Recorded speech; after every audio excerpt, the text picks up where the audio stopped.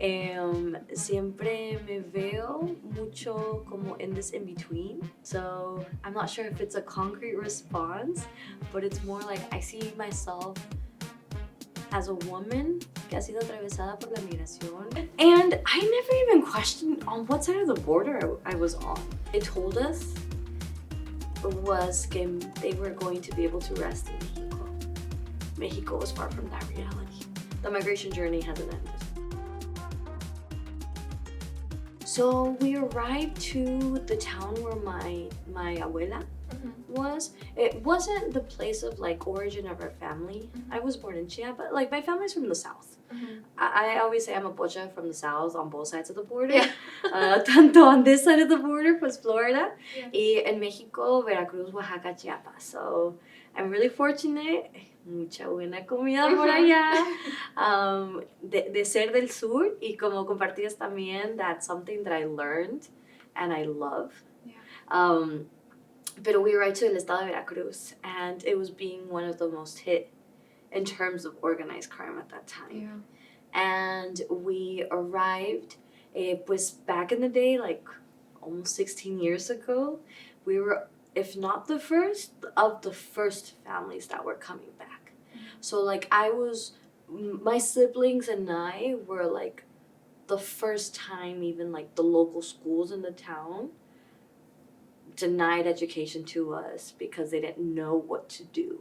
Oh, wow. With kids that were coming back. Y le tocó a mi mamá have to navigate that process.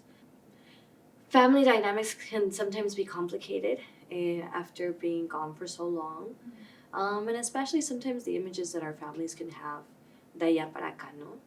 It was a rough time. Our relationship with our family has gotten better in certain manners, you know. We have a lot of chosen family here.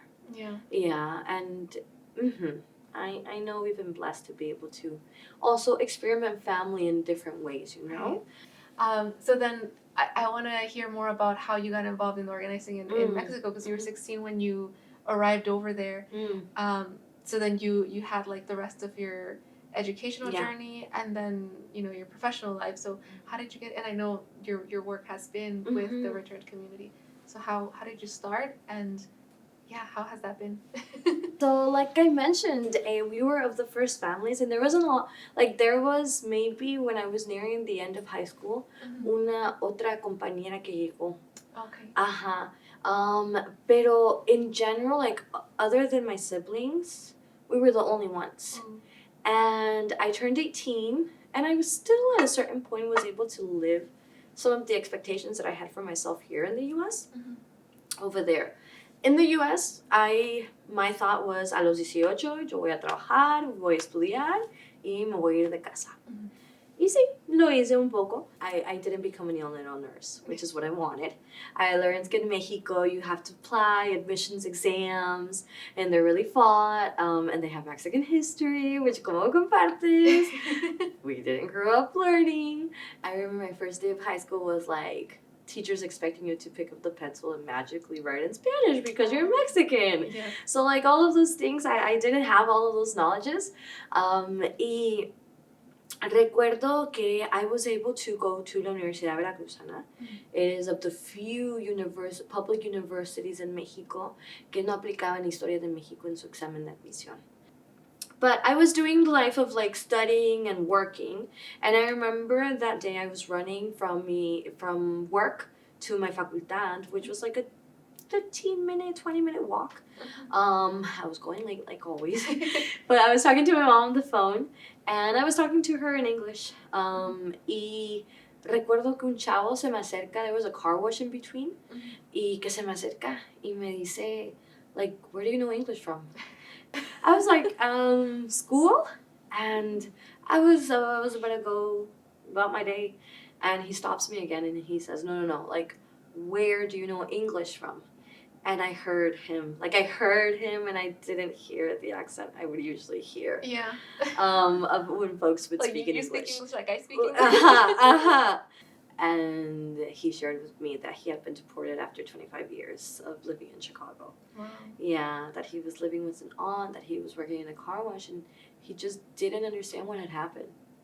Like, he had recently come back and I could see it. Okay. And for the first time, I realized I wasn't the only one. And, like, it sparked this fire in me of, like, where are we? Like, I have a community and I want to find it.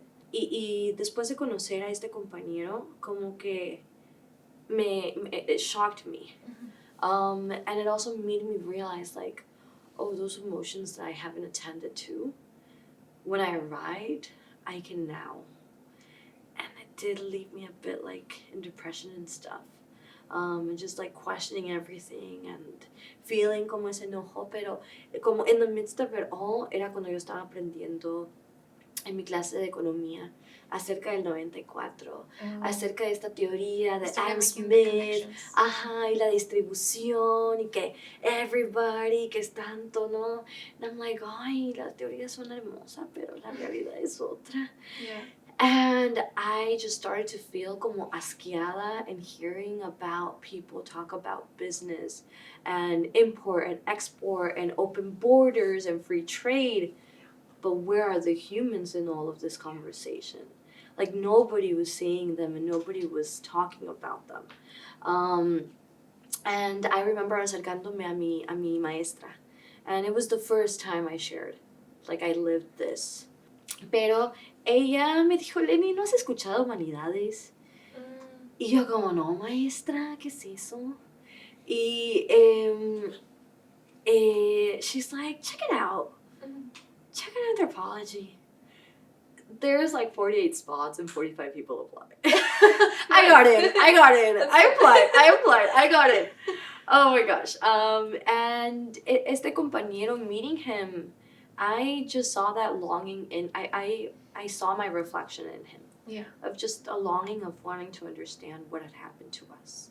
And of connecting in a way that we, like, people weren't able to understand, you know? Yeah. Como quizás es como, pues ya estás en México, eres mexicana, como pues, what's the big deal? Y recuerdo que my first official day of anthropology, mi maestra Betty, que en paz descanse,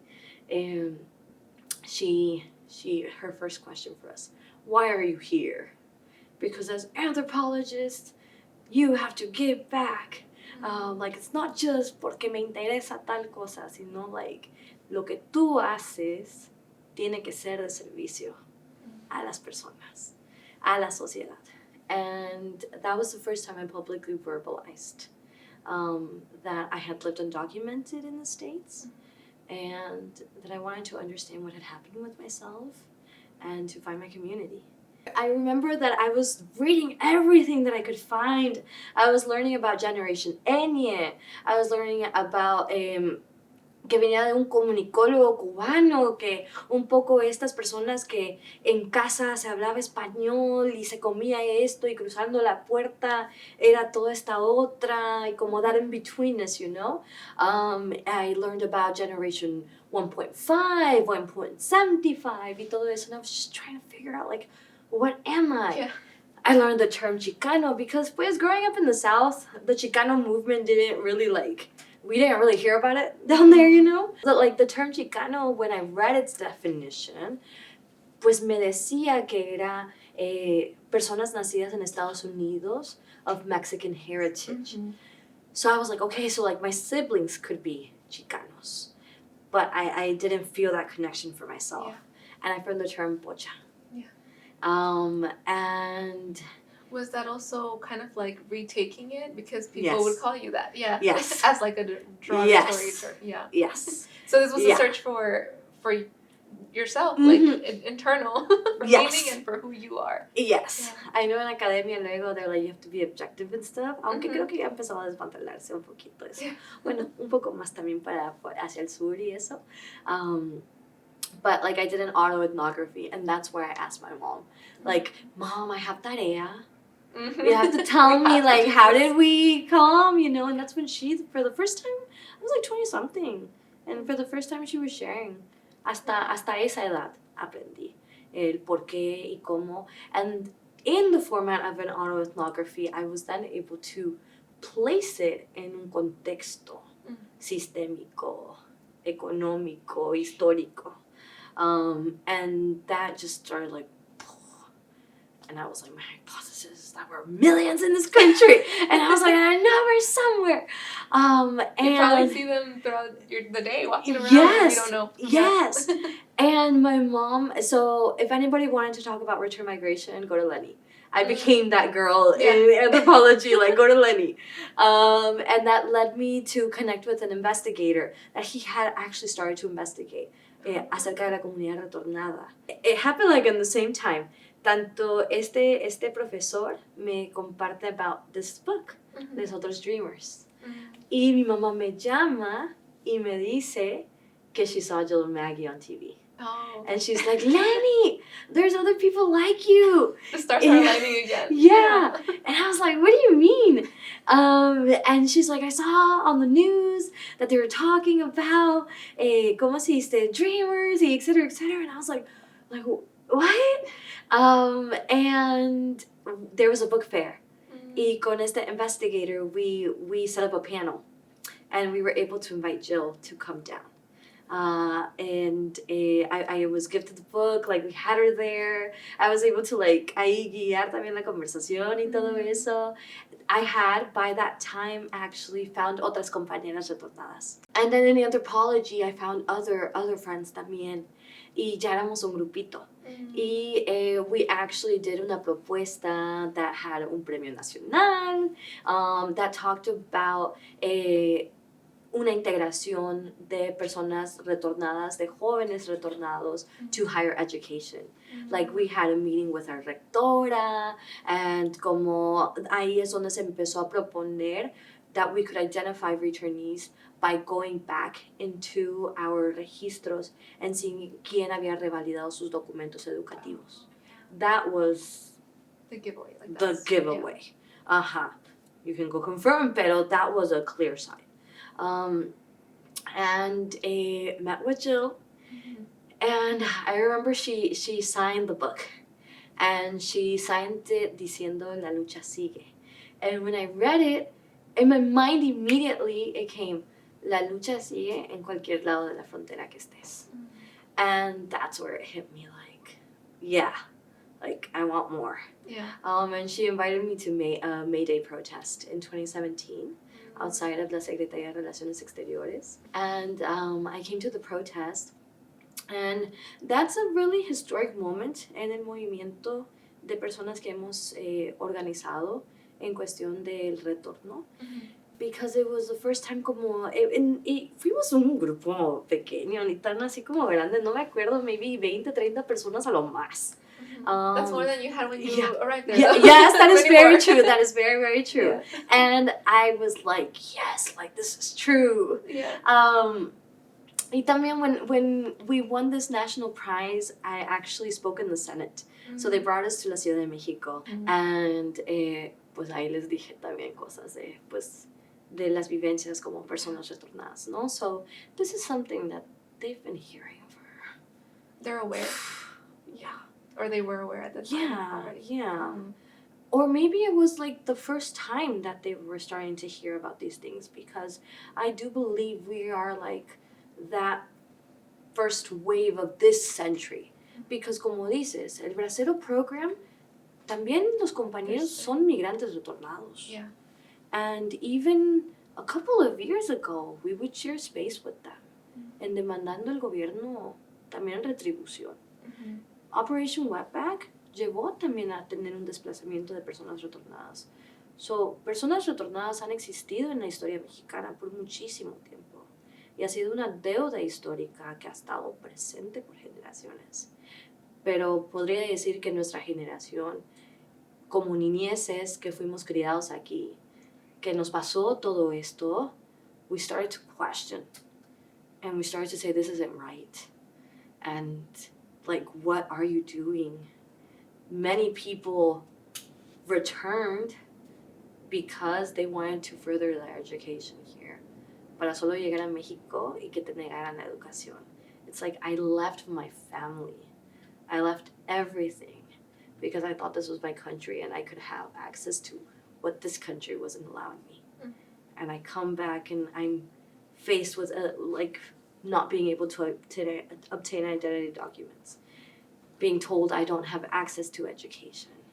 Como Basically being undocumented in the country that you're actually born in. exactly. And, Exactly. So había mucho enojo y mucho dolor. Y es por eso que se podría decir que también pues el movimiento was stirred up con quienes estábamos confrontando estas realidades y en estas edades, you know? Recuerdo que en May Day pues tuvimos ese grupito and that we protested and pues afuera de este instituto como la Secretaría de Relaciones Exteriores, you know? And that I felt it was like a before and after that activated como this like organizing, because with the book Les Otros Dreamers, I believe it stirred como un encuentro comunitario.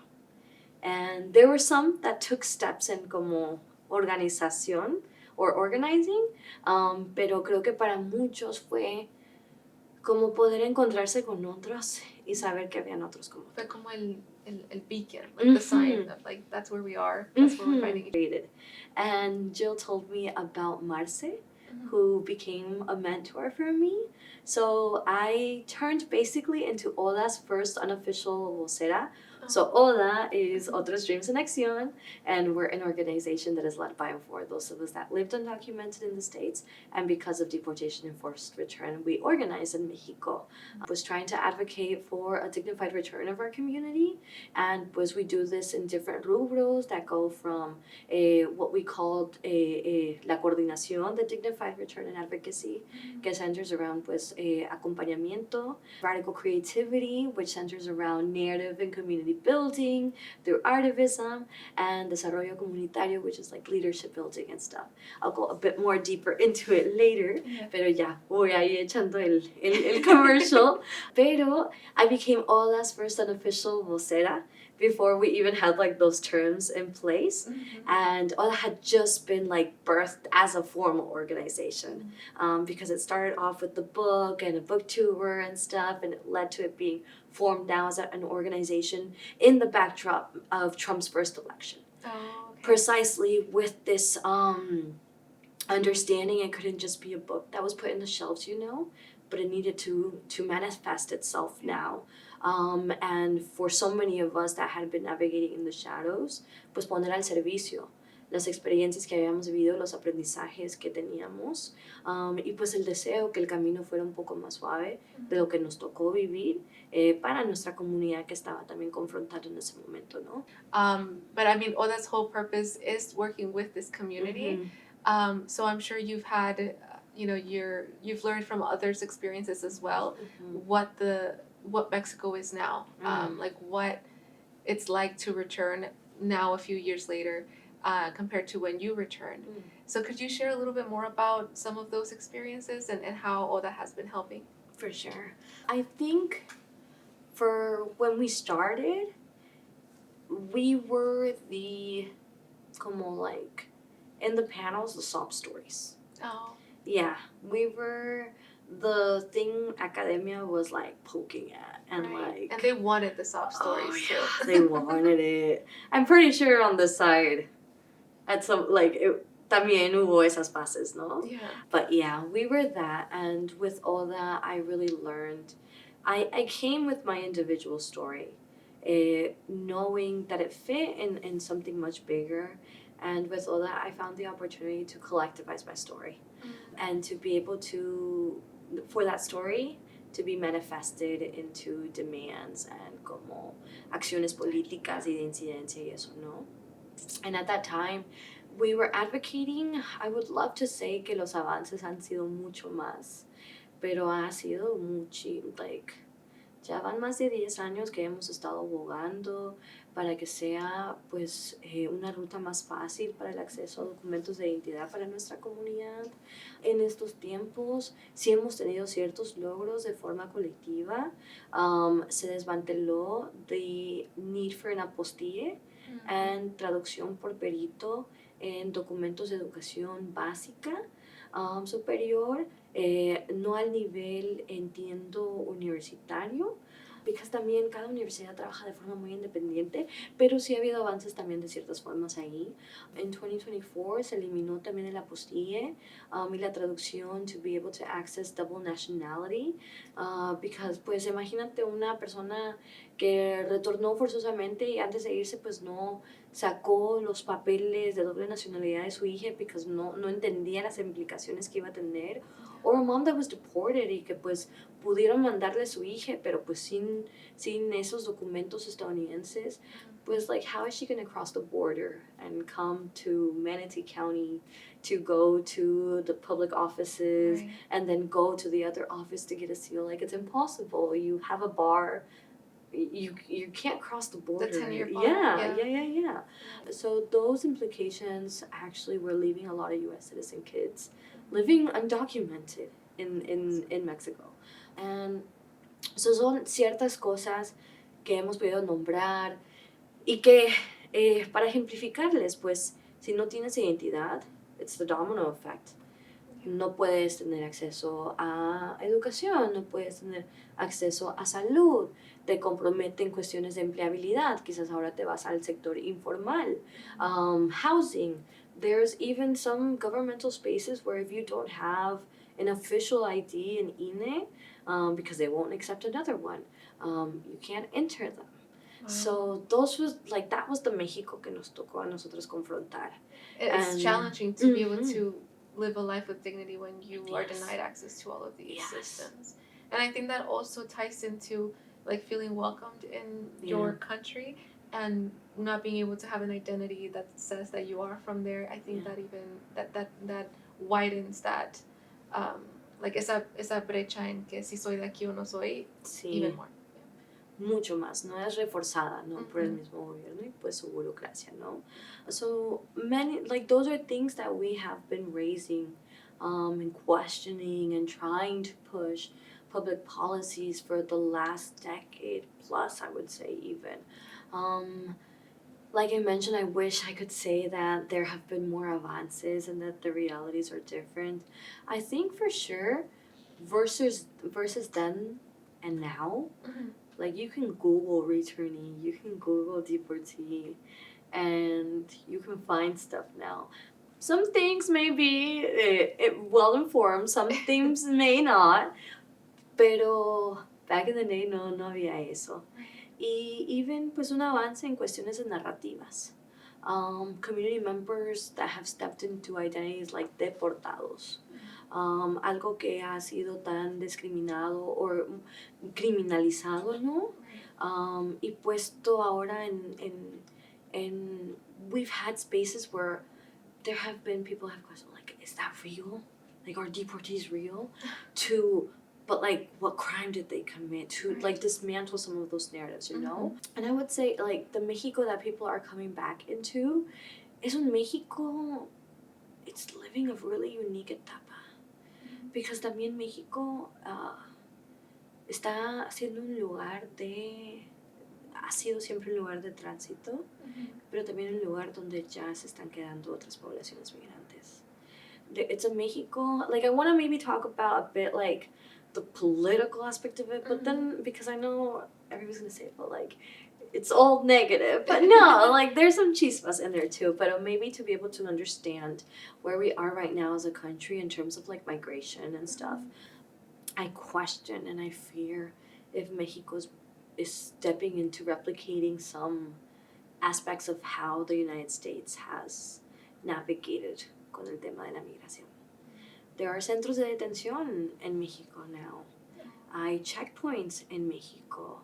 Back in the day, comunidades migrantes could have free transit in Mexico. Now you have to get a document, and for that document, las oficinas están cerradas, or no hay presupuesto. People are getting more vulnerabilized. Last year, our community started to be deported to the southern border, to Chiapas, Tabasco, places that our community had never been deported to. And that the few organizations that exist in service of our community, and I emphasize that, we are very, very few. We were not in those localities. So our community was arriving to pues más vulnerabilidad to fall even more into the cracks. Y even though there have been a public like stand on programs like Mexico Te Abraza, they're a shell of what should be and can be.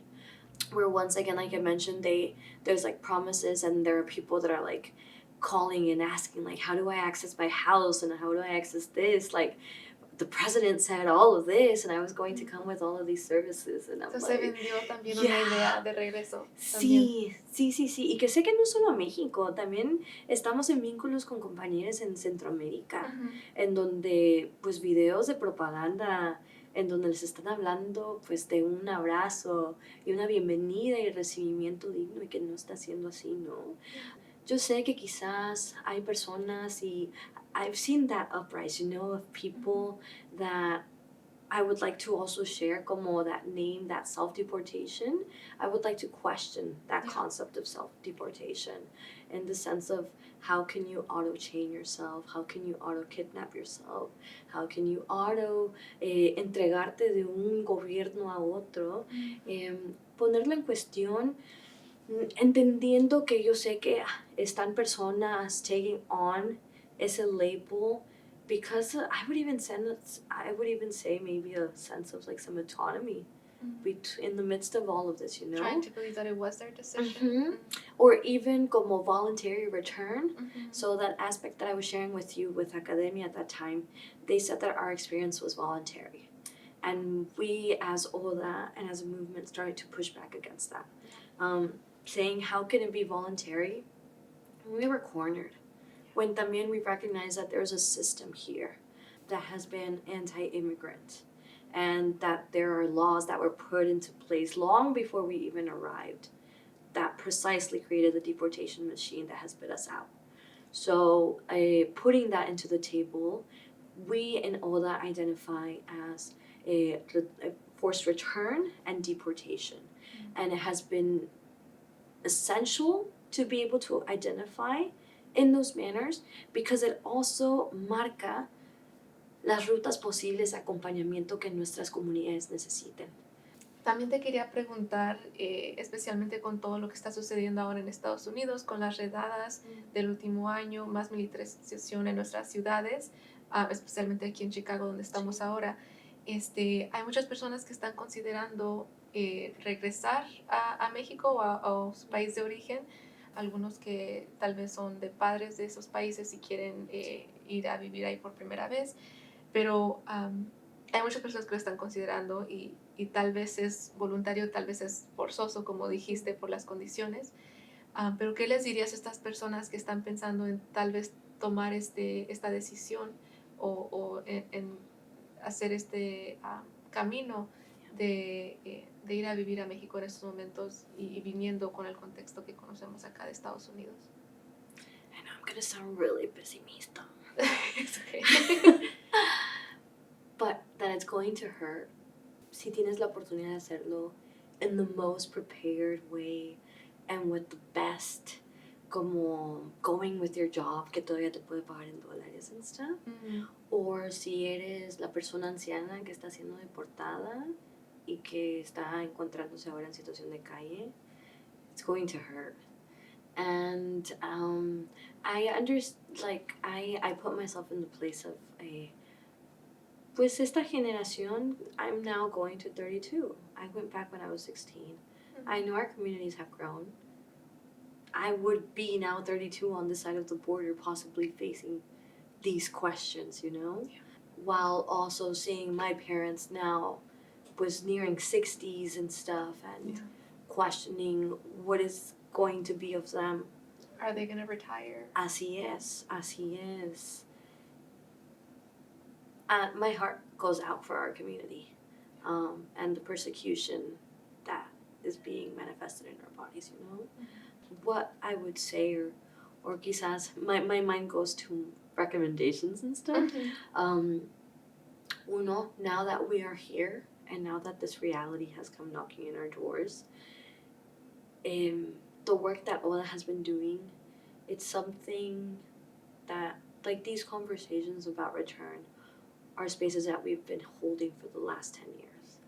And it has been hard to hold on this side of the border because we know our community hasn't wanted to. And I understand.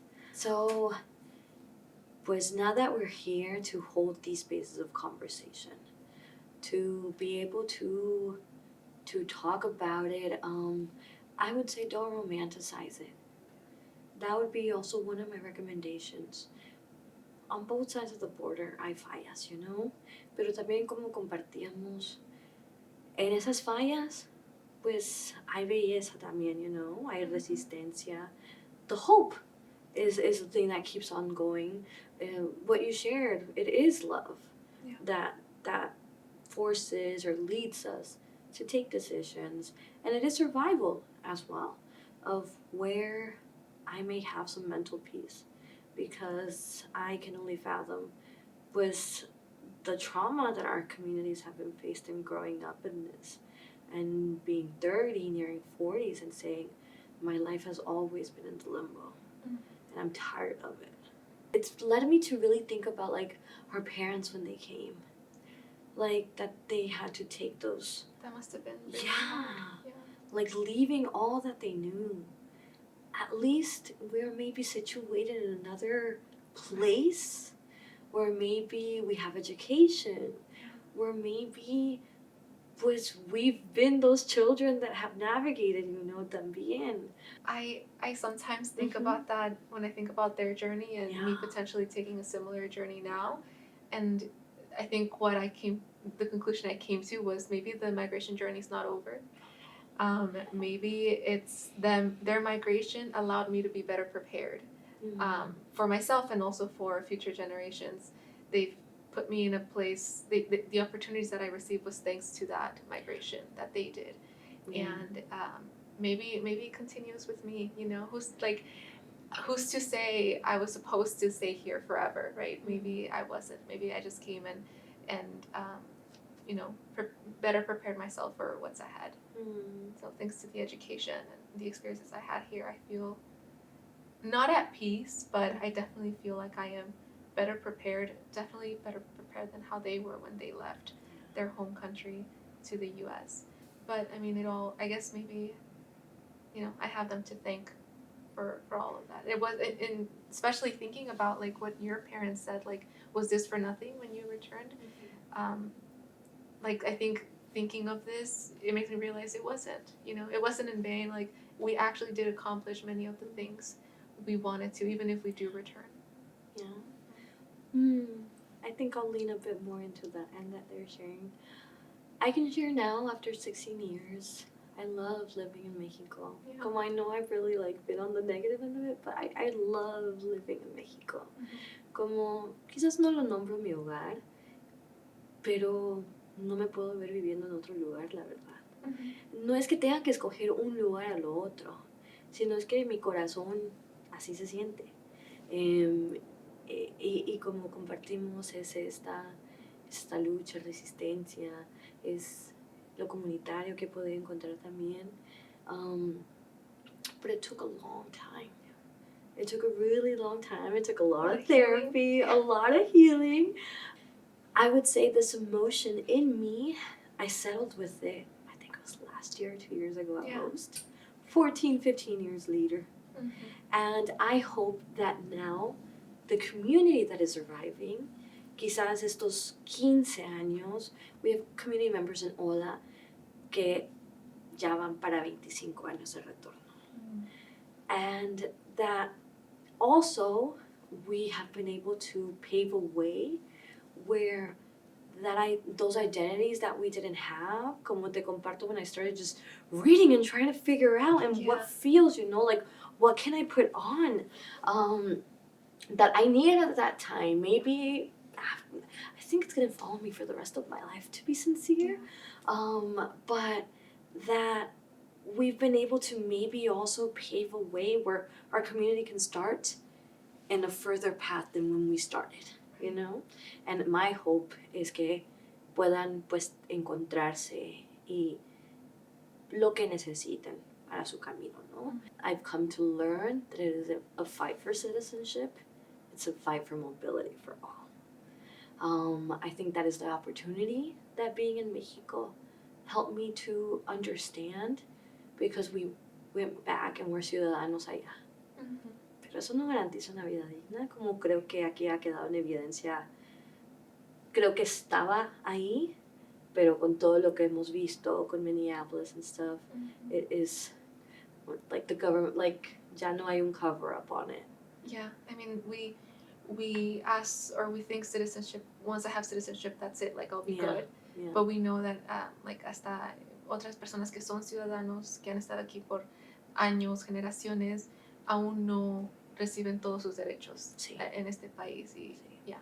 So a dignified return for us means pues being able to have esas políticas públicas, esos programas, esa atención, ese presupuesto en lugar, in place, to be able to be of service for our community. Pero por otro lado también dignified return has meant to abogar y trabajar con otros grupos y otros movimientos en México, in the hopes and in the work that lleguen a un México que no es igual al que dejaron nuestros padres y que los forzaron a irse. In spaces where I've had the opportunity to talk to like Mexican government officials, I always voice the fact that we left Mexico for a reason. So I basically told them, you failed us. Yes. Because there was a reason why Yes. we couldn't have those opportunities in our own home country, and having to search for them elsewhere. So I'm glad you mentioned that, because it's a reality, and I'm sure a lot of people maybe don't consider it as like, they're just like, I'm going back home and that's it, but there's so much more behind that journey. Yeah, and I share it with, to end on this positive note, que así como yo, hay millones de mexicanos que han estado luchando, con la experiencia de migración, sin la experiencia de migración, los que han vivido en México y navegado toda su historia, que eso ha sido un hilo que nos ha podido unir, you know, and understanding este reclamo, esta demanda y esta lucha por dignidad is something that I've really appreciated and understanding. Like, that is the heart of it all. We want dignity. It sounds so easy and like it's a couple of words. Uy, pero todo lo que implica esa palabra, ¿no? Y lo que también pueda representar para cada persona y comunidad, ¿no? Pero the understanding is to be able to habitar en un espacio seguro, habitar en un espacio donde no nos tenga que forzar a tomar decisiones, ¿no? Sino que realmente puedan ser opciones. Thank you. Y lo último que te quiero preguntar, ya para cerrar, en estos momentos, ¿qué dirías que es lo que más te da esperanza para el futuro? Lo que me da esperanza a mí para el futuro es imaginar. Hay una frase de los zapatistas, un mundo donde quepan muchos mundos. Y in the work that we do, me ha quedado claro que no solo imaginar, pero try to habitar en esos mundos ahorita. It's so hard. I would also share what gives me hope is my mom's dream. And this opportunity and the work that I've been doing, something that I've been really grateful about is that precisely it's given us the opportunity to have these conversations. My mom has now like joined in protest with us. At first, when she was like really afraid of me even doing this work and stuff, and like no, she's now like, she supports and she'll send cases and she'll be like, I met this person and I told them about them and that it's not their fault. Y como, cositas así, ¿no? And I once asked her, and I want to bring her into this space, what was her dream? And it kills me. But at the same time, like, I hold on to it. She said that her dream is for us to be able to walk our childhood beach together as a family once again. And that is the hope. Today I'm here. Maybe one day my parents can be too. And maybe we can all like collectively walk that beach. Thank you, Lenny, Thank you. for sharing about your work, but also sharing so much about yourself. I really appreciate it. And I hope you have a safe flight back home. Yes. I'm excited for tacos. Yeah. Eso sí, les puedo emocionar. There's good food. Yeah. All right. Well, thank you so much for joining us. Thank you, Sandy. Yes. Oh, I appreciate you making the time. Ay, disculpa.